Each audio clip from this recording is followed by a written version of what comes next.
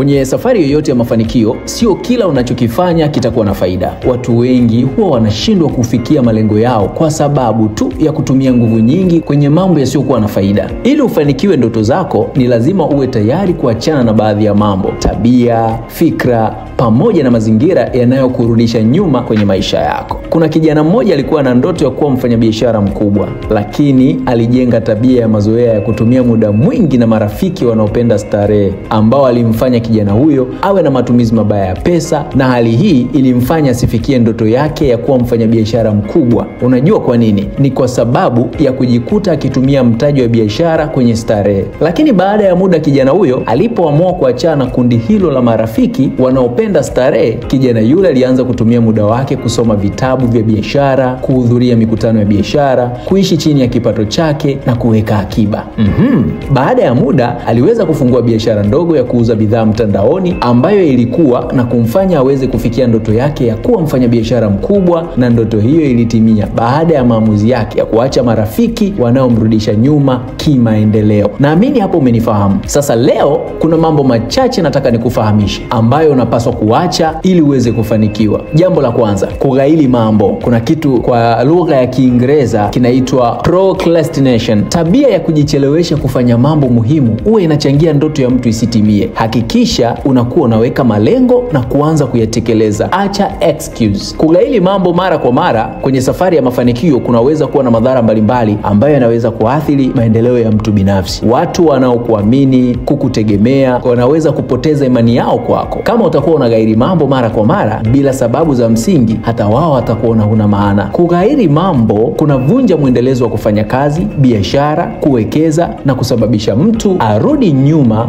badala ya kusonga mbele. Lakini sio hivyo tu, kughairi mara kwa mara kunaweza kuwa ni tabia inayojirudia na hatimaye kwa sehemu ya maisha yako. Jambo hilo linaweza kuzima kabisa juhudi zote za mafanikio yako. Jambo la pili la kuacha, hofu. Kujiamini ni nguzo ya mafanikio na ni msingi imara. Acha kujiambia huwezi kwa sababu kila mtu ana nafasi ya kufanikiwa. Hofu inaweza kumfanya mtu ashindwe kujaribu kitu kipya na kutumia fursa zilizopo kwa kuhofia tu atashindwa au kukosolewa na watu. Hofu inapunguza uwezo wa mtu kujiamini na kushusha uwezo wake wa kufanya maamuzi sahihi na kujielezea vizuri mbele za watu. Na sio hivyo tu, hofu huzuia ubunifu na ujasiri wa kujaribu njia tofauti za kutatua changamoto za maisha. Acha hicho kitu. Jambo la tatu, kujilinganisha na watu wengine. Kila mtu kwenye maisha ana safari yake ya kufikia mafanikio yake. Unatakiwa uwekeze nguvu zako na muda wako kwenye maendeleo yako binafsi badala ya kushindana na watu wengine. Hakikisha upotezi muda wako kutaka kujilinganisha na kuishi maisha ya watu wengine. Kujilinganisha na watu wengine kunaiba furaha yako na kuondoa thamani yako kwenye hatua zako binafsi za maendeleo ya kimaisha. Unatakiwa kujua kila mtu ana safari yake na wakati wake wa kufanikiwa. Kujilinganisha na watu kunaweza kusababisha matatizo ya kiafya. Kujilinganisha na watu kunaweza kusababisha matatizo ya afya ya akili,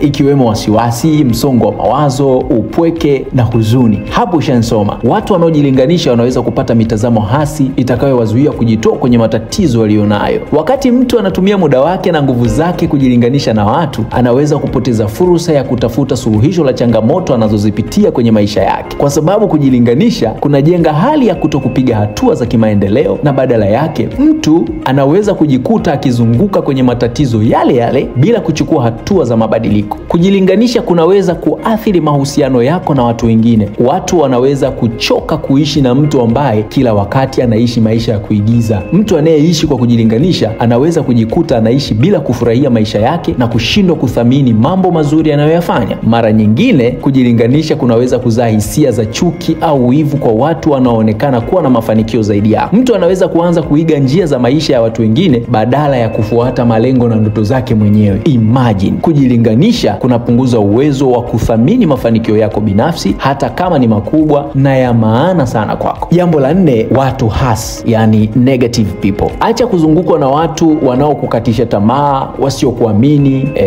Badala yake zungukwa na watu wanaokuinua na kukuamini. Kuwa na watu hasi, yani negative people, kunaweza kuwa na athari nyingi na mbaya kwenye maisha yako na afya yako ya akili, kama nilivyosema hapo awali. Watu hasi mara nyingi huwa wanalalamika na hukosoa kila kitu. Ukizungukwa na watu wanaokukosoa kila wakati na kukuambia huwezi, unaweza kuanza kuamini hicho kitu na ukapoteza kabisa imani na uwezo wako binafsi. Watu hasi mara nyingi hawakupi motisha, hamasa na msaada wa kusonga mbele. Badala badala yake wanaweza kukukatisha tamaa na kukuzuia usichukue hatua muhimu za mafanikio kwenye maisha yako. Waweke mbali. Jambo la 5, kutumia njia za mkato. Hapa sasa, mafanikio ya kweli yanahitaji juhudi na uvumilivu. Njia fupi mara nyingi huwa zinasababisha kupata hasara. Unapotumia njia za mkato kufanikiwa, unaweza kuona kama ni njia rahisi na ya haraka, lakini mara nyingi huja na madhara makubwa. Njia ya mkato mara nyingi huwa hazina msingi imara wa kujenga mafanikio na kipato endelevu. Watu wanaotumia njia za mkato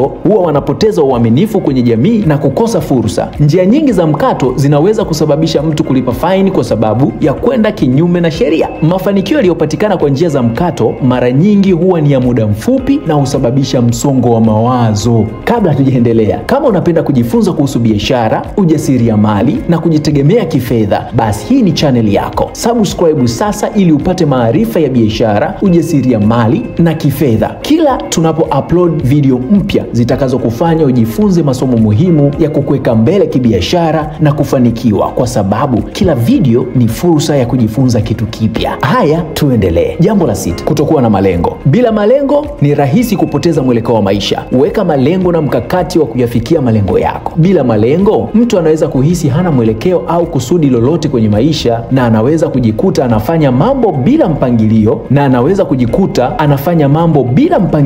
na kujikuta anapoteza muda mwingi kufanya shughuli zisizo na faida. Malengo huwa yanaongeza juhudi. Bila malengo, mtu anaweza kukosa mafanikio ya muda mrefu kwa sababu hana kitu kinachomfanya aweke bidii. Kukosa malengo kunaweza kusababisha msongo wa mawazo kutokana na maisha kuwa magumu. Kumbuka, msongo wa mawazo limejirudia zaidi ya mara 3. Maana yake ni kwamba ni jambo linalotuathiri vijana wengi. Malengo huleta msukumo wa kufanya kazi kwa bidii. Bila kuwa na msukumo, mtu anaweza kujiona dhaifu na kujiona hana thamani. Hivyo, kutokuwa na malengo ni jambo ambalo unatakiwa uliepuke. Jambo la 7, hofu ya kuogopa kushindwa. Kushindwa ni sehemu mojawapo ya kujifunza. Kuna mtu atakwambia, mwaka jana nilikosea, naogopa kukosea tena. Usikubali kushindwa. Usikubali kushindwa kukuzuia kujaribu tena. Hofu ya kushindwa inaweza kusababisha kupoteza imani kwenye uwezo wako mwenyewe na kujiona hufai. Hofu ya kuogopa kushindwa inakuweka mbali na fursa, kwa sababu inaweza kukufanya ushindwe kuchukua hatua ya kushiriki kwenye shughuli mpya kwa sababu ya kuogopa kushindwa hata kabla ya kujaribu. Hofu ya kushindwa inaweza kuleta msongo wa mawazo na wasiwasi ambao unaweza kuathiri uwezo wako wa kufikiria na kufanya maamuzi sahihi.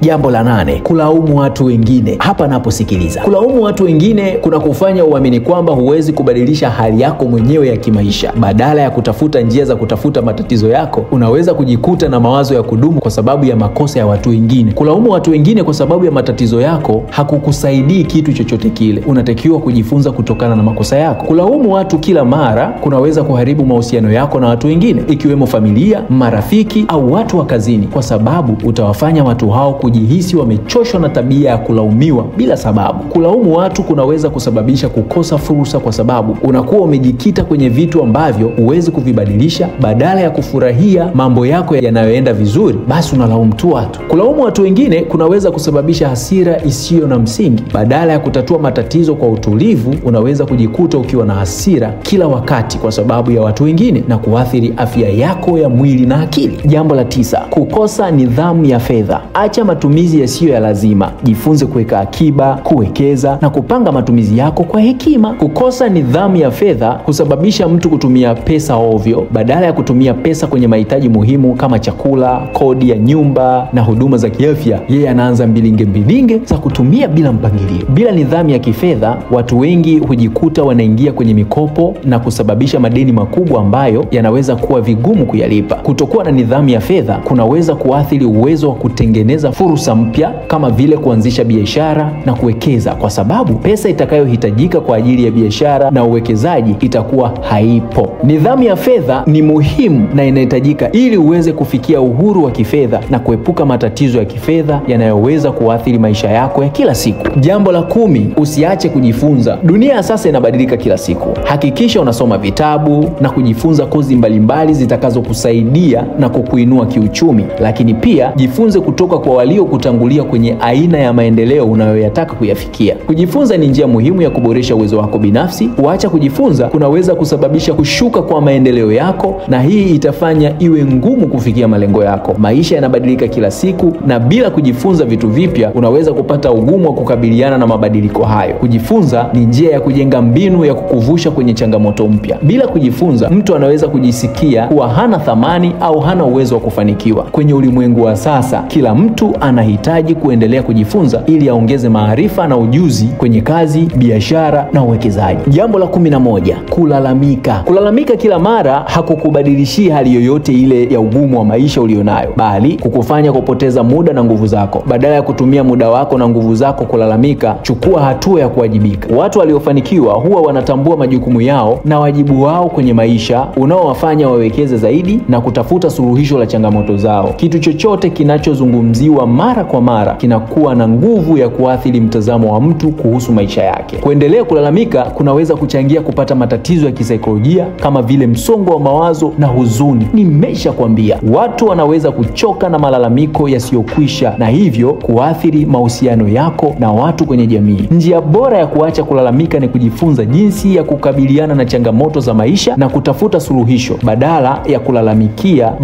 ya kulalamika kila wakati. Jambo la 12 ni utegemezi. Unapokuwa tegemezi kupita kiasi, kuna kufanya kushindwa kusimama mwenyewe na kupiga hatua za maendeleo za kimaisha. Jifunze kujitegemea na kuchukua hatua binafsi ili uwe na uthubutu wa kufikia malengo yako. Mtu anayejitegemea huwa na uhuru wa kufanya maamuzi kwenye maisha yake. Hilo tunakubaliana. Mtu anapokuwa tegemezi sana kwa watu wengine, mara nyingi anapoteza uhuru wake wa kufanya maamuzi yake mwenyewe na pengine kuna watu watakukimbia. Mtu anapokuwa tegemezi anaweza kujikuta anashindwa kufikia malengo yake na kutimiza majukumu yake mwenyewe. Kutegemea sana watu wengine kunaweza kukuongezea msongo wa mawazo na huzuni endapo utakosa msaada kwa wakati. Jambo la 13, maisha ya kuiga. Kuiga maisha ya watu wengine hasa kwenye mitandao ya kijamii kunaweza kukupotosha na kukufanya ushindwe kufanikiwa, kwa sababu ya kujikuta unatumia muda mwingi na pesa nyingi kuishi kwa kuiga maisha ya watu badala ya kutengeneza maendeleo yako binafsi ya kiuchumi. Asilimia kubwa ya watu kwenye mitandao ya kijamii huwa wanaonesha picha na video za maisha mazuri tu na hakuna anayeonesha changamoto anazopitia. Hakikisha unajenga maisha yako kwa misingi yako, malengo yako na maendeleo yako binafsi. Mtu anapoiga maisha ya mtu mwingine anaweza kupoteza mwelekeo wa maisha na utambulisho wake binafsi, identity. Hii inaweza kusababisha mtu kutokujua kila anachokitaka au anachokihitaji kukifanya kwenye maisha yake. Kuiga maisha ya watu wengine kunaweza kusababisha ukawa na wivu kama ikitokea utashindwa kupata kile alichonacho mtu mwingine. Vijana wengi wa sasa, asilimia kubwa, wamejenga tabia ya kuiga maisha ya vijana wa mtandaoni na kuanza kuposti picha za maisha ya starehe, magari mazuri na safari za kifahari. Mtu anayeiga maisha hayo anaweza kujikuta akifanya matumizi makubwa sana ya pesa na kujikuta anaingia kwenye madeni na kupata matatizo ya kifedha, pengine kupoteza kabisa mwelekeo wa maisha yake. Jambo la 14 na la mwisho kwa siku ya leo ni kutegemea chanzo kimoja cha mapato. Kwenye dunia ya sasa, ndugu yangu, kuishi kwa kutegemea chanzo kimoja cha mapato ni kitu hatari sana, kwa sababu ni sawasawa na kukinga maji kwenye bomba kwa kutumia mfuniko uliotoboka, au kwa lugha nyepesi, unachota maji kwa kutumia neti. Jifunze namna ya kuwa na vyanzo mbalimbali vya mapato, hata kama ni vidogo, lakini vinakusaidia kutengeneza pesa na kuongeza usalama na ulinzi wa fedha zako. Mtu ambaye anategemea chanzo kimoja cha mapato ana asilimia kubwa sana ya kupata changamoto ya kifedha kama atapoteza ajira yake. Hii inaweza kumfanya awe na hali ngumu ya kifedha endapo atakuwa hana tabia ya kuweka akiba au vyanzo vingine vya mapato. Naamini siku ya leo umejifunza vitu vingi sana. Hili ni darasa la biashara na ujasiriamali. Asante.